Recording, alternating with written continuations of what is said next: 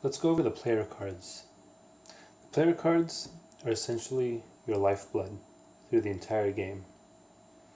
Every color gets its own set of 6 different player cards.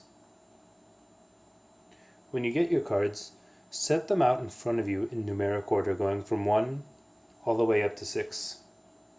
And each player card, as you'll notice, will give you 2 options for different actions you can take.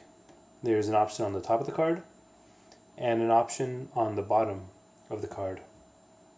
After using one of these 2, you're going to have to make a decision whether you pick the top to move or the bottom to attack.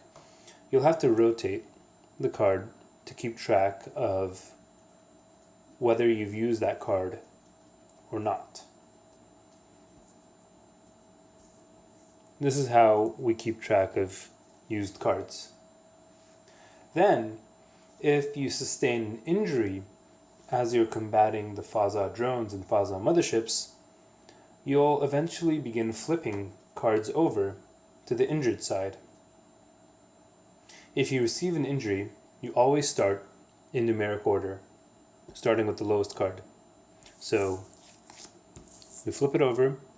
Notice that this card was already used, so it stays in the used state, and all it does is it gets flipped over to the injured state. And then if you received another injury, it goes to number 2. That gets flipped over. Receiving another injury goes to number 3. And notice that this card stayed in the unused state because the backside, the injured state of the card, gives us 2 more options.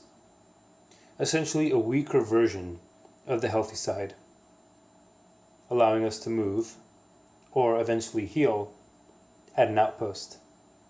And when we are at an outpost, let's say we have another injury, we can go ahead and now use these cards at the outpost to heal that injury.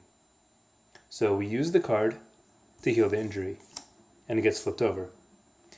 Same with this. You use the card, you flip it over.